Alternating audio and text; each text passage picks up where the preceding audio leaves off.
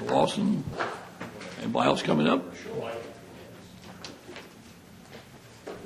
Good morning, Mr. President, members of Council.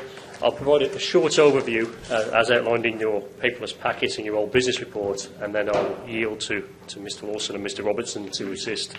So Council may remember this from the public hearing that was held on January 11th of this year, and at that public hearing, the public hearing was suspended and then continued on February 22nd of this year. And at the conclusion of the public hearing, the record was closed for further consideration. I have a summary of the comments received, but just to confirm, there were over 200 responses that were circulated prior to the closure of the record, and the public hearing was concluded on February 22nd. So unless there's any questions of me, I will yield to Mr. Lawson and Mr. Robertson. No questions, sir. Thank you. Thank you. Thank you, Mr. Whitehouse. Good morning, Council. In front of you is a copy of the PowerPoint we're going to use to drive the conversation today, and I'll pull that up on the screen as well. While I'm up here speaking, I am representing the four members of what has been used as the buffer team, Mr. Robertson, Mr. Medlars, Mr. Whitehouse, and myself. So if there are questions about anything that needs to be addressed, we're certainly here to answer those. And I'll start the conversation, and please feel free to interrupt. So this is a continuation, as Mr. Whitehouse said, of the public hearing, and now under old business since the record was closed. As Mr. Whitehouse just went over, how did we get to this point?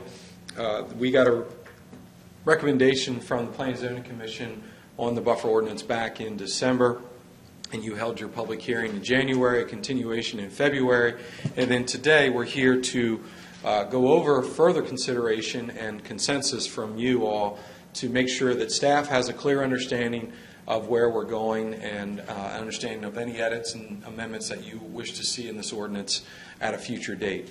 Our plan is to come back to you at a future council meeting with those amendments and changes outlined in legal form, read terms, so that you can see clearly the changes that are made, if there are any that are endorsed today, and then that will be in effect voted on at that time. We're not anticipating or asking for any votes today. Of course, this is just consensus seeking and making sure that we understand where you are. The council, or the team, collectively reviewed the public hearing, the testimony, and the comments received, the written testimony that was given as well, to determine what recommendations to bring forward. Through our review of that and also discussions individually with you all, we have put forth the list today that we're going to review. If you have any other considerations you'd like us to write down, please feel free, or any explanations of anything that we're going to go over, by all means, that's what we're here for, to discuss. So, you've seen this table before. This is a breakdown of the ordinance. The ordinance consists of 13 sections, a fairly large ordinance in terms of county legislation, but part of that, a bulk of that, is the removal of the current ordinance as it's written. So there's 13 sections, and really 90% of the ordinance as written, in our view, was deemed to be acceptable. Of course, this has gone through many iterations, came from a working group. This is years in the making, so there really isn't much of a surprise to what was contained in the legislation, except for Section 10. That seemed to be where most of the discussion was focused, and in particular in Section 10 in paragraph G, which collectively that's been referred to as the options paragraph, which certainly generated a lot of discussion in both hearings and has generated a lot of questions from council as to what's contained and what should stay and maybe what should be changed. Last three sections, 11, 12, and 13. So we're going to focus in on the bulk of the information that we received during the hearing related to paragraph G in particular. So without any questions as to what we're going to go forward with, I'll jump right into it. We'll go through a few technical changes, and this is a technical ordinance in certain aspects, so we want to make sure that you're following what we're talking about and what was recommended. This first recommendation, actually, the next few came from Dr. Launay, just to make sure that we are clear on the language, and if it gets enacted as written, to make sure that they and the decision makers afterwards will understand how to implement the ordinance. Yes, sir. Just want to clarify in the beginning up front that this entire ordinance, as my understanding right now, applies to new filings, new applications for subdivisions within the county. And that's really what it's aimed at. It's not the type of thing that we're going to go out on someone's farm and start measuring how far they're away from the ditch, that type of thing. It's really targeted specifically towards new subdivisions within the county. Is that fair to say? That is a completely fair and accurate statement. If the property is to be developed and it is as defined, major with how many lots? More than four lots, then it would fall under this review with one big if there is a resource on that property. Right. So you have to, it's really a two-step process. One, you have to develop your property for this ordinance to be applied. And two, it has to have a resource on the property, wetland, stream, tidal, for the ordinance to also apply. So yes, very good point of clarification. If you don't have any desire to develop your property, or if you're a farmer and you want to continue to farm, this ordinance doesn't apply to you, even if you're farming right up against the banks of the Nanticoke. Or if you do a minor subdivision, right. A couple of outlots on a big farm, do two outlots on a big farm, this doesn't apply either. Okay, any other questions before we jump into these technical recommendations? So the first recommendation is Section 10B, resource buffer width averaging. Again, Dr. Launay put forth this recommendation just to ask us to clarify the language to ensure that buffer averaging only applies to the same resource type within that development. And we've created a little graph here to try to illustrate what that means. And again, these recommendations are not in the form of a legislative amendment yet. That will be put forth in the ordinance when we come back to you. We're just talking in general terms. As you can see on the screen, the green arrows pointing to the intermittent stream, that buffer averaging, if that were to take place, would have to stay on that intermittent stream. You couldn't cross over to the perennial stream on the other side where the red X's are and buffer average that other resource. So it has to stay on the same resource. Just the way the language is written today, Dr. Launay asked us to make sure that clarification is clear for everyone. Very straightforward. Okay, another topic that Dr. Launay brought forward involving walking trails. Recall there's a large table in the ordinance of permitted activities within Zone A and Zone B. We tried to make it easy and consolidate some of the terms related to walking trails, and Dr. Launay brought forward another recommendation that we break that out to deal with walking trails through the buffer or walking trails parallel to the buffer. And really that was the original intent when the activities table was written by the working group. So we've decided to break that out to include this Table 2 recommendation, amend the language so that walking trails are permitted through a resource buffer in both Zone A and Zone B. Think about this as you're a property owner with a house that goes to a stream and you want to access to the stream, maybe a dock or a boat launch or something of that nature. You want the ability to walk out your back door and go to that amenity. Clearly that's acceptable, and clearly we wanted to make sure that if you had to access through both zones, you would be permitted to do that. So that's the first clarification. Second clarification on walking trails is parallel. And we heard a couple of comments during the hearing about how close to the resource should you be able to go. Jay Baxter in particular really talked about the protection of Zone A, which is the zone closest to the resource. Again, coming from the working group, parallel walking trails are basically walking trails that sort of migrate along the resource. Another recommendation is to be very clear that they would be permitted in Zone B, but not permitted closest to the resource in Zone A. This was, again, the original intent brought forth by the working group, and we would suggest that that's a pretty straightforward recommendation. Does it define material that can be used for the walking trails? In other words, could you use asphalt or? If you choose to use asphalt, there is requirements based on stormwater. Go ahead. Yes. The table spells out that if you create impervious, you have to meet the state requirements under the stormwater regulations. If you use a pervious cover, you would not have to. Is Most there any likely- reason to discourage impervious material? Say that one more time, Is Mr. there any Chairman. reason to discourage impervious material for walking trails? Well, if they do impervious and they trip the impervious limit based on stormwater, they're going to have to do stormwater improvements as a result of the impervious coverage. Do you think that's enough of a disincentive?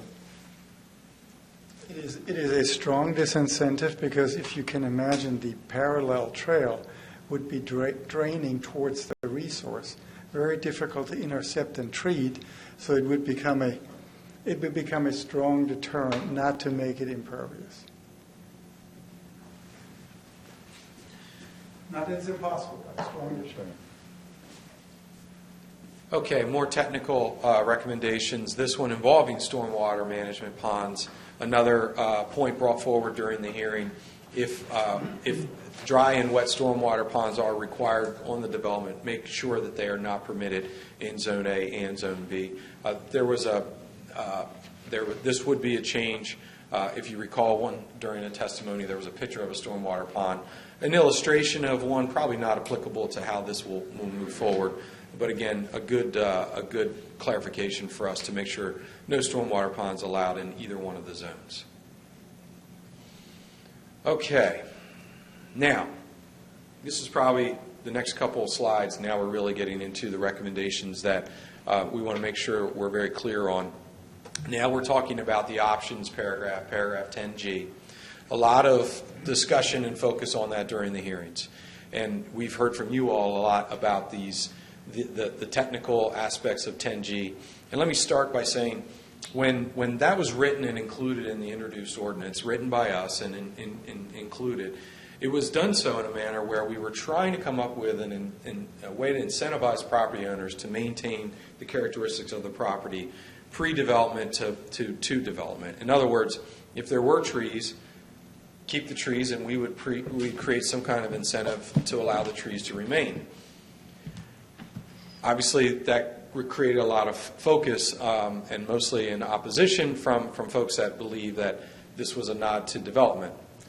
We knew that this council wouldn't support us prohibiting pre-development, the taking down of trees or the harvesting of trees. So we weren't even going to go there. So we decided to have a carrot to involve allowing some flexibility with the development and the property to see if that would incentivize them to keep the trees in place. That's the entire intent behind this. Remember, it is an option. If the characteristics of the property don't allow a developer to exercise those options, they won't have to, and they don't have to. They can build exactly the way the ordinance is written without these options. However, we heard from you and we heard from the public that we probably need to limit some of the considerations from the options. So this is what staff is suggesting. Number one, limit the scope of the option to exclude tidal and tidal wetlands, leaving only perennial non-tidal rivers and streams, non-tidal wetlands, and intermittent streams. So for all of paragraph 10G, if your property has a resource on it that is tidal or tidal wetlands, you cannot exercise the option on those resources, period. It's excluded. By option, you mean buffer averaging? By option, we mean the options within 10G. For example, if The you... answer is no. Answer is no. The answer is no. Buffer averaging applies across the board. Okay. One of the 10G possibilities include if you keep the trees on the property there 5 years pre-development, then you can exercise an option within 10G to allow flexibility in the design of that site. We're saying you can still exercise that, you just can't do it on tidal or tidal wetlands. Anything tidal is now out. It's only going to be allowed on those categories: perennial, rivers and streams, non-tidal, and intermittent. So it really limits the scope of the options within 10G to just those features. You heard during the hearings, perhaps, if they exercise the options on tidal river, maybe they could eliminate the buffer all the way down to river's edge. Right. That would not be allowed if this were to be approved. In conjunction with that, you look at number 2, limit the scope of the options to exclude Zone A, which would also exclude that example I just gave, down to the river's edge. Zone A is closest to the river. If you eliminate options on Zone A, then you're only allowed Zone B.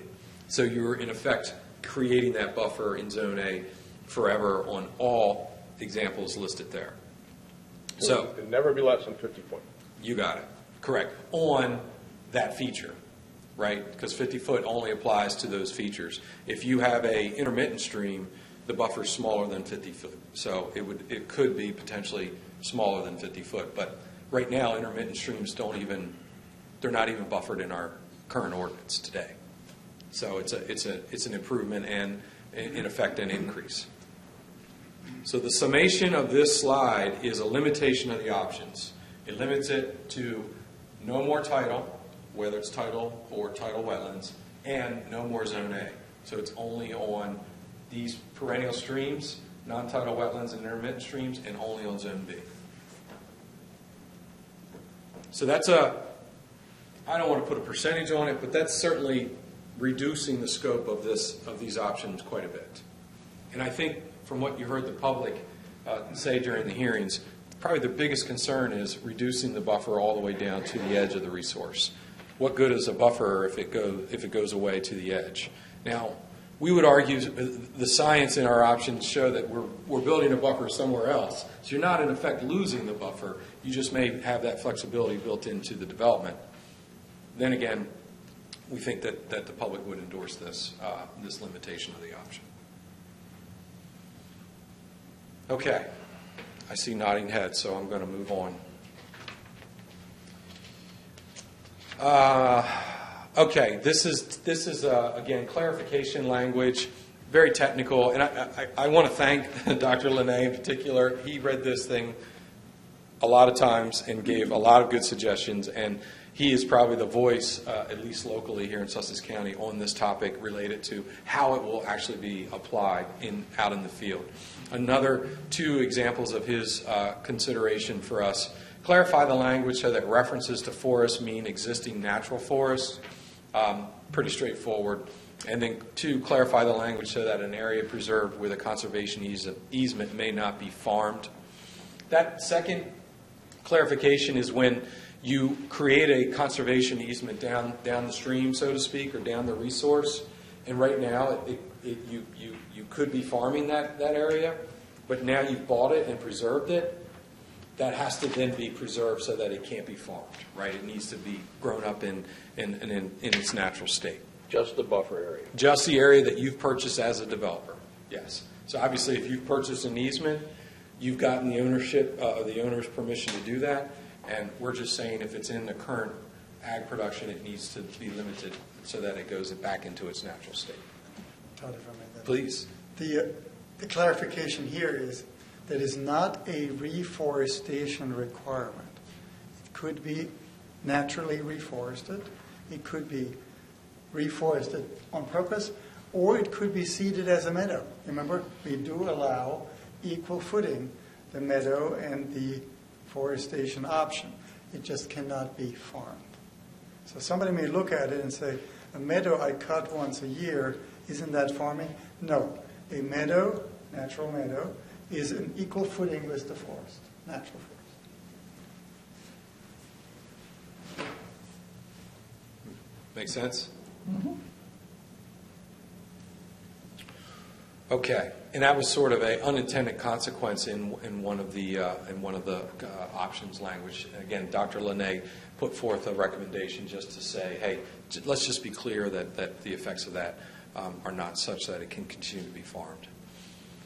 Okay, These are additional things heard during the hearing. We want to make sure that that staff's recommendations are endorsed by council.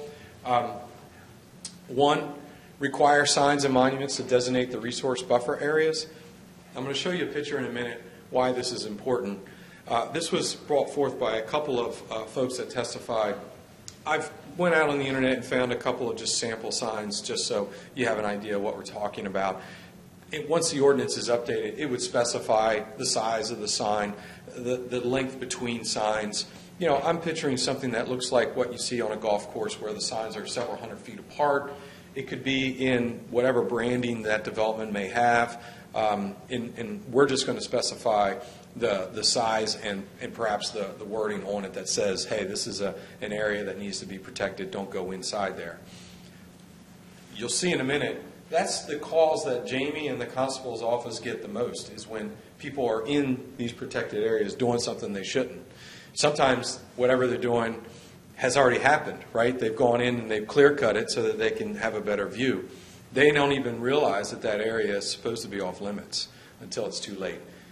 Showing the area that's been preserved is a big step in protecting it so that, you know, these people may not have bad intent, they just don't know any better, right? They want to cut down a few limbs so they can see the water. That's not allowed. Edit the existing wetlands notice requirement by 99.6H. That's an attorney recommendation just to make sure that we have that notice is properly updated. Determine an effective date. You heard during testimony that we should make this go into effect immediately. We don't think that's plausible here. Folks have a lot of work and time and energy and money into these subdivisions that take quite a bit of time to get into paper form. We would suggest that the minimum that an effective date could take place upon adoption is 3 months. We generally say between 3 and 6 months upon adoption. So we'll need to determine that date. There's obviously a couple of minor typos and edits that we need to adjust, which we will show in the updated version. Update engineering agreements to include letters of credit for resource buffer areas. Our engineering department keeps these engineering agreements on file for any subdivisions that come through. Right now we deal with letters of credits and bonds to make sure that we have those securities in place for the things that need to be done: roads, sewer, tot lots, clubhouses, other amenities that collectively all of our departments monitor. This will now be updated to include the resource buffer area and the letters of credit that are required for them. And then include new language for recorded restrictive covenants. Again, another attorney recommendation to make sure that there's language in the covenants so the HOA, the owners of these buffers, once built, will know that they have these restrictions in place. Okay. Can I ask a quick question? Please. And I think I know what Vince is getting at with the notice required by 99.6H. That's posted on the sign itself? Is that what you're referring to? No, there's currently in 99.6H in the subdivision code, there's a reference to notice on deeds and restricted covenants that wetlands exist on the property. It's just really technical. It's making sure that our new definitions and the terms match in 99.6H. That's all. So that doesn't add any new substantive requirements. Well, that was what I was going to get to. So you are able to require a disclosure in the deed. And we currently do that. We currently require that. It's like the state of Delaware has that disclosure language on farm. Right. It's the same kind of idea. Yeah. Is there any more effective way to get people that actually at the settlement table get an attorney to point that out? Well, is it posted in the HOA bullet points of the overview, or I guess you can't legislate that? Yeah, you can't legislate, what attorneys do at settlement table. I suppose you could, but yeah. So that's one of the things we've tried to do with this is update that requirement so that it's on the deeds. Update the requirements in the recorded restrictive covenant so that it references that, like the ag notices, but also then the signs like Mr. Lawson's talking about, so that you're visually on notice of those existing on the site. So what mechanism does the county have if somebody disturbs that area and you walk out and say, hey, it's disclosed right here in your deed, and what are you going to do, fine them? That's a good segue, Mr. Schaefer, into Todd's next topic, so I'll let him go, so, yeah. I'm getting ready to jump into that. Any other questions on, were you clear on what Yeah. Vince said? Okay. So great question, and we'll jump into enforcement and penalties. Probably one of the other things you heard the most about during the hearing is enforcement, and we've heard from you all. If there's not teeth in this ordinance, then people are going to continue to do the things that they do, inadvertently or not inadvertently. Not all actions are done with malintent. However, sometimes mistakes happen, and when you're dealing with knocking down trees, those mistakes are not easily corrected, right? The other thing that I would say, the working group did not feel it was their mission to put forth this policy. So that's why the enforcement really needs to be endorsed by you all, and we'll get ready to show you the recommendations that we've come up with. The second thing to think about with these types of enforcements is there's really two stages or two times where the enforcement and this action can happen, at least in our experience. It's during the development, so there's construction happening, there's bulldozers and earth movers, and the site's being worked on, and then there's post-construction. There's the takeover. The homes are in place, the HOA owns the buffers, and then a property owner or a group of property owners do something to impact the buffer area that will be protected. So I went on and captured a picture of a subdivision. This subdivision's right off of Route 24, and it shows clear activity of current construction. And you can see, following my red arrow, rough road up to this point, filled dirt road. This is obviously phase one where they started to build homes. And then you can see the area that was designated open space and protected as it's been the site's been developed, right? This site, because we are familiar with it, has a blue line stream through it over here on the property's edge. So if this ordinance were to take place and apply to this subdivision, we would have a buffer shown here on the left side of the blue stream that looks like those red hex marks. So when those sites are approved in Jamie's office by the Planning and Zoning Commission as a final site plan, they're basically to not be touched, right? You're supposed to build the site with those areas not to be affected or disturbed. They do get disturbed, sometimes by mistake and sometimes because the person out there has no other choice. They may need to move some stuff around, park some vehicles in place, and then, in effect, you've knocked down trees that were supposed to not be affected. If that happens today, we have limited options. If there's a bond on that area, we can make them plant the trees back, but we really have no fining mechanism to levy a fine for those mistakes. And sometimes the mistakes are fairly egregious. We're talking about several hundred square feet being knocked down just because material needs to be dropped and placed in an area that makes it convenient for the site work to take place on a development. So this is an illustration of construction during the development of a site. In that example, we've established a dual threshold for a penalty. And the threshold is 100 square feet of disturbance. So on the left side of the table, less than 100 square feet of disturbance, there's going to be a monetary fine calculated at $500 per square feet. So the maximum fine, by my math, is 500 times 100, or 500 times 99. On the left side would be the maximum fine paid. These fines would be paid by whoever's developing the site, right? Not the HOA, not the property owner. It's the people out there that are responsible for the site until it's turned over to the HOA. Once we've been notified that something has happened, or we see it based on our inspection, the buffer would have to be rehabilitated, which means plantings would have to take place, and then we would ensure that no building permits are issued until that rehabilitation and that fine has been paid. So in effect, the best we can do to ensure that the site's reconditioned into its characteristics before it got affected. Mr. Lawson.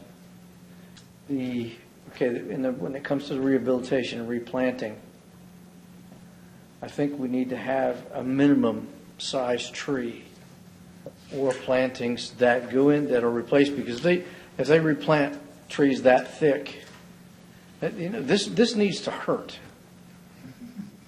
When they violate this, it really needs to have some meat and hurt.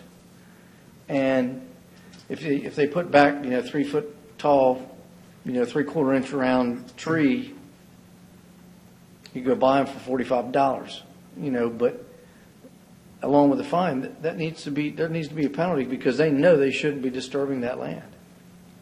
Well, I was going to ask the same question, and Hans probably knows better than most because he's out in the field a lot, but at what, sometimes you hear, well, it was cheaper for me to destroy the protected area and pay the fine. So Not if you do more than 100 square feet. it gets then you think the pain is there? Now, is this either or is this all of the enumerated items? All inclusive, correct? Yes. It's not either or.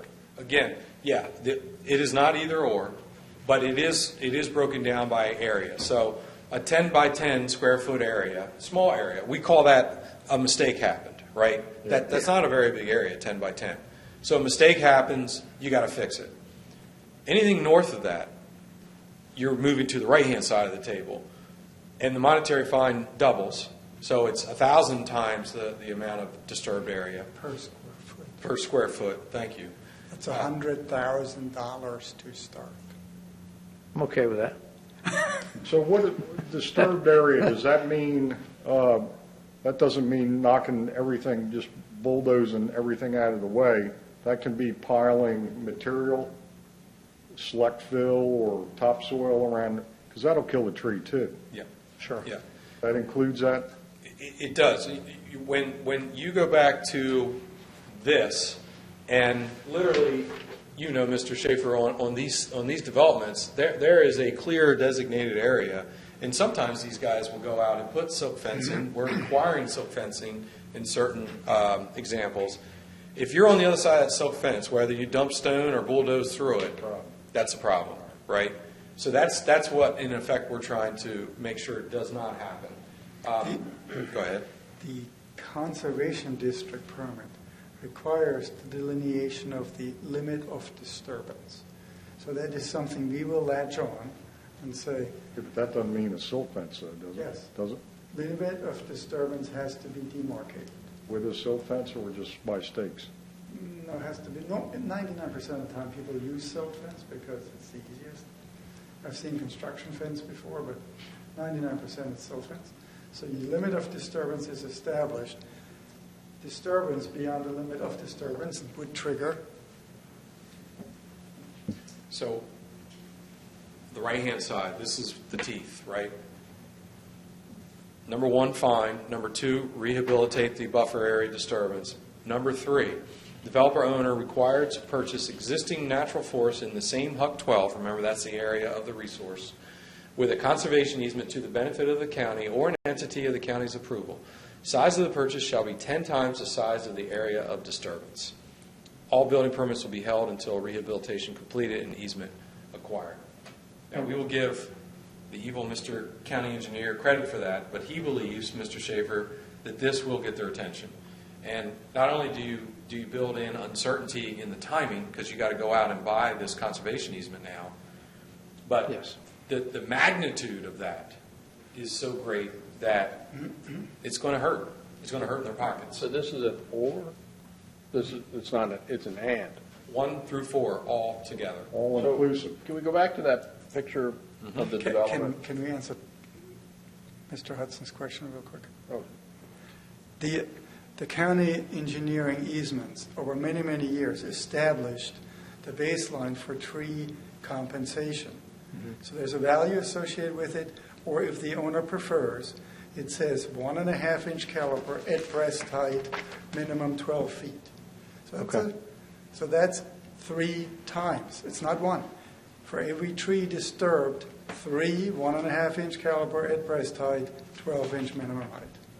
So if we wanted to adopt this, that's written in dozens of county easement agreements.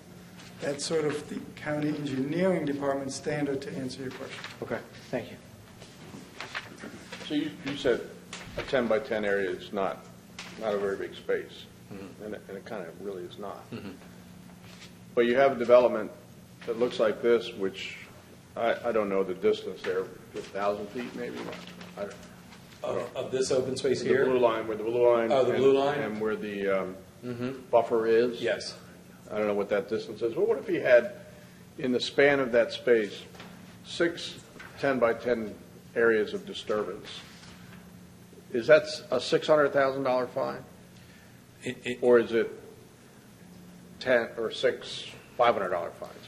I think you'd have to see case by case. If there was malintent and they were trying to get around, sometimes it's easier to pay the fine than it is to in that case, if you think, it may come to council to make sure that this is correct, that staff has deemed this to be, if it's a cumulative effect, it would be on the right-hand side of the table, greater than 100 square feet. And your meter is going to go up when you see it happen in different spots, Well, I mean, it could be inadvertent, over a long distance like that, And as you said, the bulldozer blade could stray over the line, not that far, Yeah. Didn't mean to. I know they have GPS on the bulldozer blades, and it shouldn't happen. But Yeah. stuff does happen, so. But you cross the limit of disturbance line, which is delineated.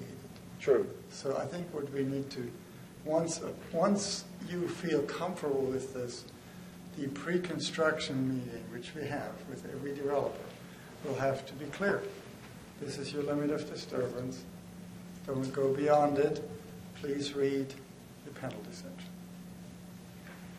Yeah, anywhere you go right now in the county that's in county jurisdiction, you will see these silk fences. Everyone's familiar with them. Mm-hmm. They're just going to have to start getting used to silk fencing the areas of no disturbance so that the bulldozer doesn't stray over. And when you're faced with the right-hand side, you can imagine the responsibility of the people putting the silk fences in just went up dramatically. Yeah. Because it's critical to delineate where you can and can't go.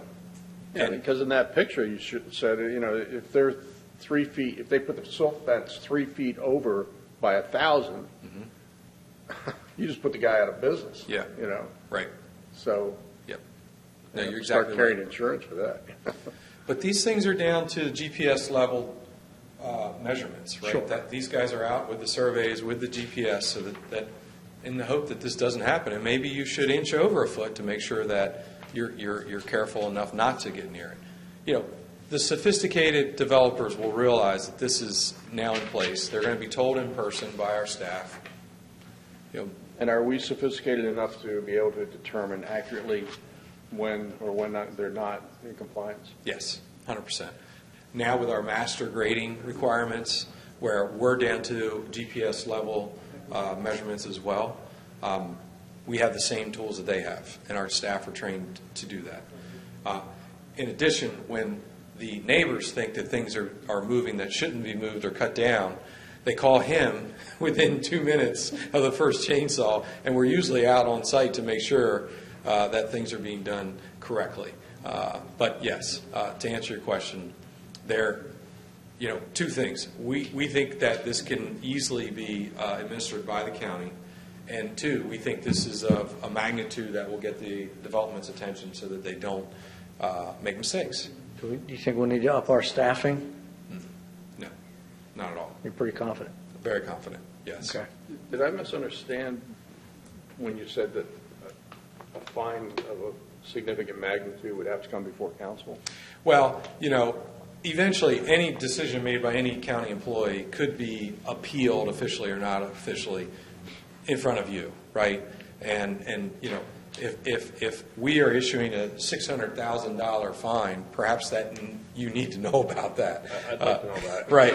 So that may be something that has to start coming to you. But, These departments are sitting on millions and millions of dollars of letters of credit and bonds right now for all the things that developers are required to build as a result of their approvals. So these numbers aren't unheard of today.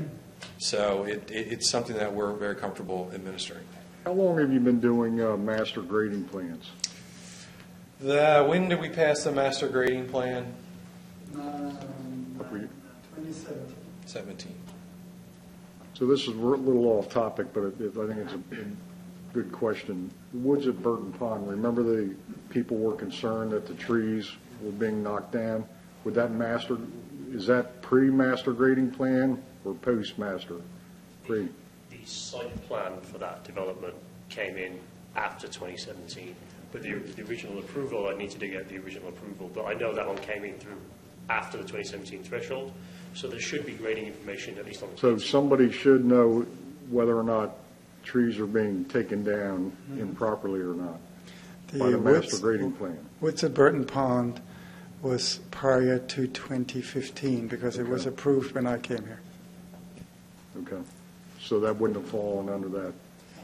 Technically, they wouldn't have to, although we probably would have asked for it. So if the original approval, when it went through the original application process, was before 2017, there's no requirement to actually do it, although we would often ask. So.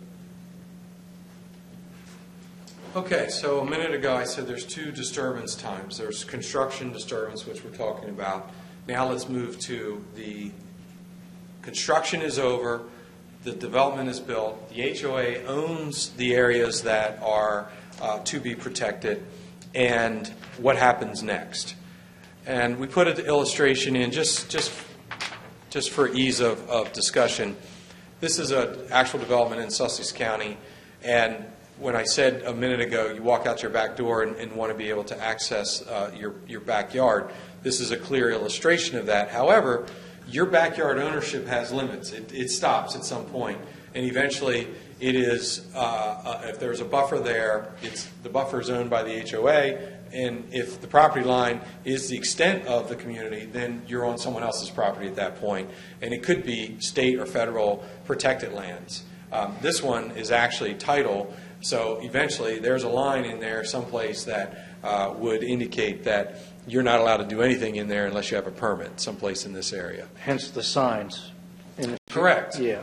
So I can think of numerous subdivisions right now today that we are involved in with some activity by homeowners that they decide they want to improve their view. So they wanted to come in with a weed whacker and knock down all this underbrush so that they can see the pretty wildlife out in the marsh. They don't come to us. They don't come to their HOA. They just do it. And that's not allowed today, and it needs to stop tomorrow. One of the reasons we believe that if you put a sign here and a sign way down here and a sign all the way over here along the perimeter of this community, it may spark someone to say, I don't think I'm allowed to go in that area. It also sparked the neighbor to say, hey, I don't think you're allowed to go in that area. So there's some self-enforcement that takes place. But you're not suggesting fining them like you would during the development process? So we are suggesting a fine, but we're suggesting a lower fine because at this point, the HOA owns it. They need to enforce what's happening. But if it's a chronic problem, if the guy's just saying, I don't care what you say, I'm cutting the trees down. Right. Then that's an issue, and we've had that. I mean, we have one right now that we're dealing with in the Rehoboth area. So if the buffer area is illegally disturbed by an HOA member or a property owner or the HOA itself, we have one example where the HOA collectively got together and knocked down some brush so that they could see and improve their viewscape. Either one of those, there's going to be a monetary fine imposed upon the HOA because they are the owners of the resource area. And perhaps it may even be the case that the HOA and the landowner, the property owner that disturbed the area is fined as well. I don't think I showed the fine level. I didn't. Do you recall what our fine level is for the HOA and the property owners? Was it going to be the left-hand side of the? Correct. Yeah. It was going to be the left-hand side of the chart, which is 500 per district. You got, it, right here. Yes, 500 per square foot of disturbance. Well, that could be pretty steep, too. I mean, if they go in there 10 feet deep by 50 feet across or whatever, 100. And that's what we're seeing. Generally, we're seeing these selective clearing to improve the view shed. So what if they go in there and just cut down two sizable pin oaks? Then they're going to get fined, right? How are you going to measure the square footage of that? Yeah, we're just going to, kind of go like this. And, if they're sizable, go back to the agreement, we're going to have to ask them to replant. So that's the other part of it, rehabilitation of the buffer. And they're going to replant 3 to 1? 3 to 1, as Hans described. The ordinance in and of itself, Mr. Moore and Mr. Robertson, the ordinance in and of itself gives us the authority to cast these fines. Am I correct? How's that? Because It will. It doesn't at this moment. I know, but it would. Yeah, That's it will. what- That would be built into as a new section of this ordinance to reference that. Okay, so there'd be no chance, I mean, if they, like a trial. I mean, there wouldn't be a trial if you're guilty or not guilty, or, No, it would become a regular, typical code enforcement Yeah, okay. matter. And depending on, the size and scope of it as to how it's handled, whether it's our constables or whether it's legal staff or whatever, so. Well, what recourse? I mean, if I went out and I cut 10 feet deep by 100 feet across my lot, and you come to me and you say, you owe me $500,000 as a penalty, what recourse do I have? I mean, it was an honest mistake. I didn't know. I mean, you're going to bankrupt me because I cut down some brushes? And come on. What recourse is there for the... Well, I mean, they are going to get some due process in terms of, having to go to court. That's one side of it, but keep in mind, we're adding in the obligation that it'd be covered by letters of credit, so there'd be that as well. That's not to say, that it's a done deal. There's going to be conversations with staff and whomever and inspections before we get to the penalty phase. And there's also, as Mr. Medlar stated, there's the pre-construction meetings. There's the agreements that they sign. Yes. There's the letters of credit that they're going to have to produce. So it's not as though they were not on notice that these penalties could occur. The HOA would be on the hook, but the HOA is going to come after the homeowner, right? That's right. But But the significance of that, the HOA is on the hook because it's the owner of the land at that point. Right. It's either common Right, elements. but they're going or- to come after yeah. the homeowner. Right. And I'm sure they'll build it into their agreement. Right. And I'm just not sure that shouldn't be structured differently so that, somebody doesn't create a $500,000 liability for themselves. Maybe they did it maliciously, maybe they didn't. Maybe it was just dumb. It happens, But maybe it should be $1,000 first time, scaled from there. I don't know. I mean, Cindy's got a... So maybe the sign that we're talking about putting in place there should be a warning, like if you dump trash, here's the dollar amount. So that sign might need to say penalty and have it on there so that there's the sign, there's the notice of penalty. That would maybe help that. To Councilman Hudson's point, I mean, it should hurt, but, I mean, it shouldn't crush somebody. Right, if they didn't know. But How do you probably prove what we're if you knew it? dealing with on the most part of people that do know. I'd have to disagree with you there, because if they go through all this, with all this stuff, the meetings, the pre-construction meetings, the signed papers and all that stuff that they need to do, they know not to do that. If it's being adequately disclosed, but we all know that real estate agents are eager for a sale, so they're like, yeah, here's sign here, sign here, sign here. And you're signing so many papers, you're not comprehending everything that you read necessarily. Good point. And Well, I can tell you most attorneys make it crystal clear when you're, hey, Mr. and Mrs. Smith, it's right here in your deed. Pay attention to this. Yeah. I would hope so. Good Lord. I mean, You got to remember, too, we're talking about the new subdivisions and all, and it's going to, when they move there, the signs are going to be there telling them, here's the line. It's not like it is now where there's not the signs there, and they go out and accidentally do it. There's going to be the signs there with a demarcation line. But in that photograph, if they cut down 100 feet across, 10 feet deep in, they haven't done $500,000 worth of damage to that property. Well, so I'll back up and say, any of this is at your discretion to change, right? We're just talking this through. So we can change the figures, or we can the numbers of the fines, or we can change the way the fines are levied. We could eliminate fines if you think fines on these examples are too harsh. I go back to what's been said here. With the new subdivisions, the hope is that they have a level of knowledge not to move forward. All of our subdivisions in Sussex County look like this right now, unless the HOA has put something in themselves.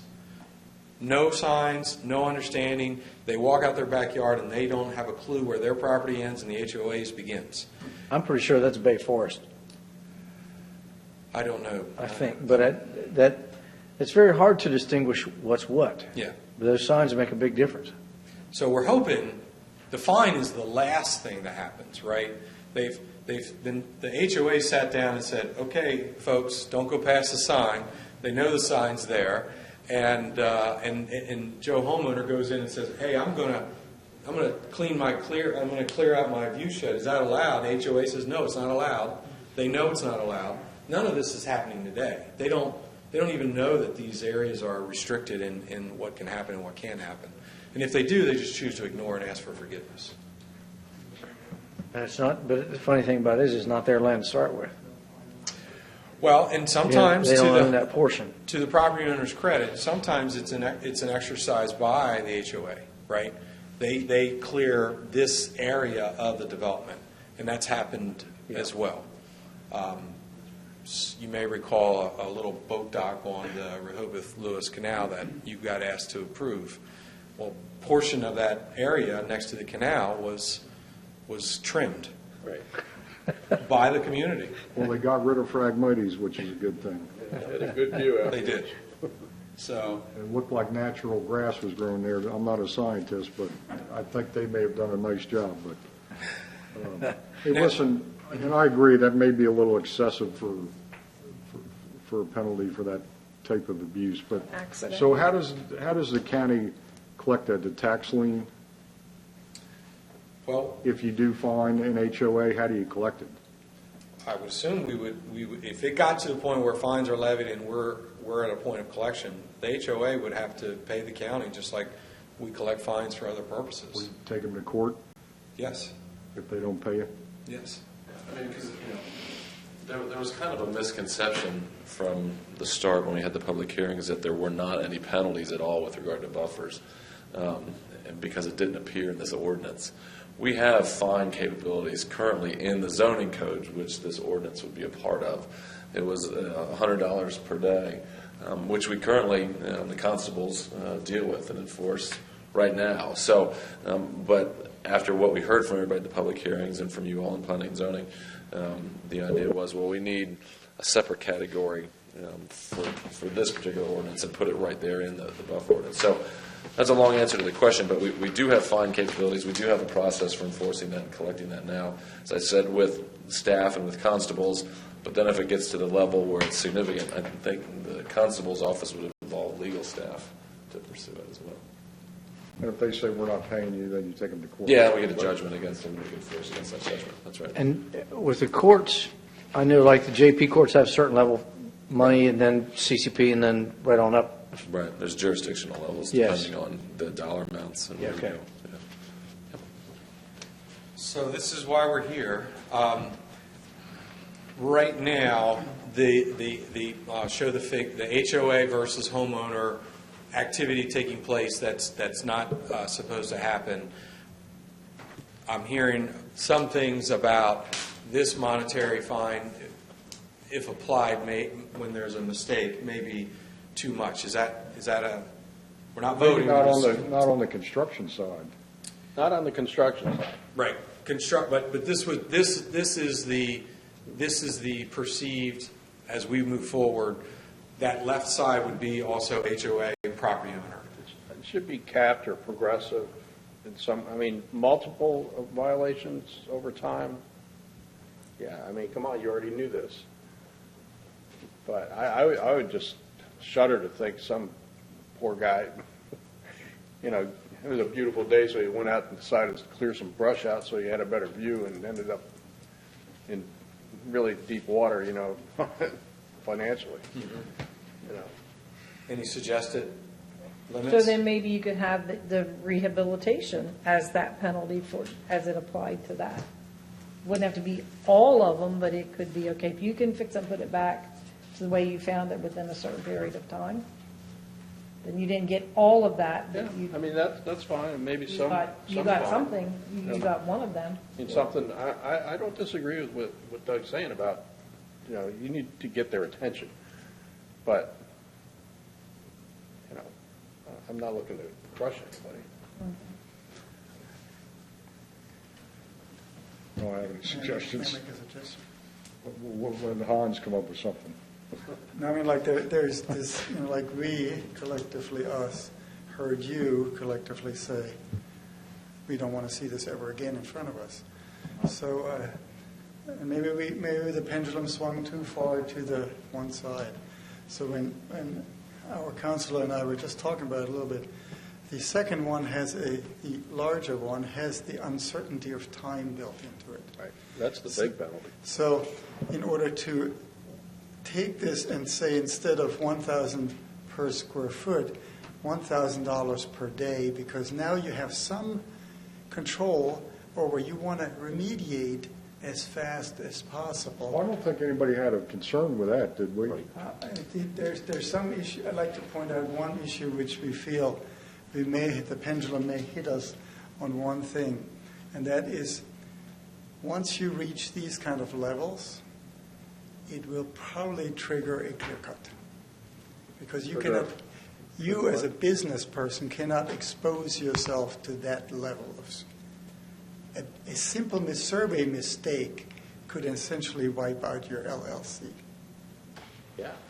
I mean, So if you make it and swing it back maybe more towards the center and say, put it $1,000 per day, now it's in your hands to keep it within the $10,000, $20,000, $30,000, $40,000, $50,000 range.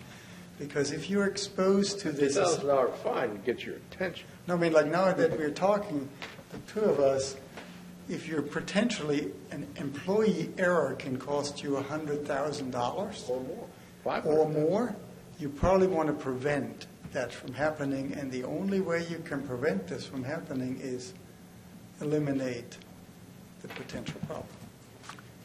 Mr. Robertson, were you is how it's intended to be drafted, stating that this fine would be no more than for the first offense or no more than, so that way too, if it's as Mr. Medlar's just indicated, it was a surveyor error, that the surveyor made a mistake, so that whoever is looking at imposing that fine would have the opportunity to see that's the case, but then subsequent offenses.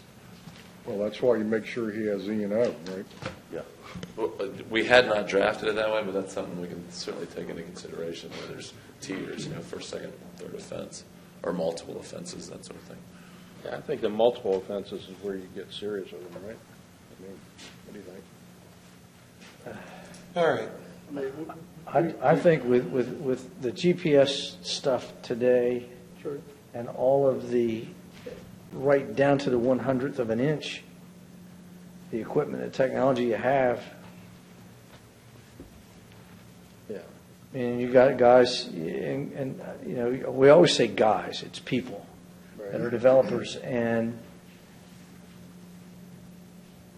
when you know you shouldn't be doing this and you do it anyway and just say, I'll ask for forgiveness, I'm done with that. That's on the construction side, and I don't strongly disagree with you there, but I just have this vision of some gets home from college and he's going to bless his father, so he goes out and trims all the wetlands down so he can see the water.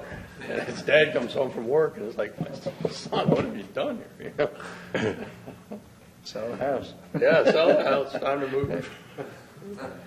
I don't know, just the inadvertent error that could create a an inordinate liability that, should be some measured response, not a, Well, if that's the only thing you need to go back to the drawing table on this afternoon, you're in good shape, right? Seems like I'm hearing the only thing is the limitation on the homeowner HOA mistake occurrence that could create, or we should insert some kind of cap that would say up to this amount. and even if it's progressive, look, this is your 5th time here talking about this. Right. Now we're getting serious, Right. Okay.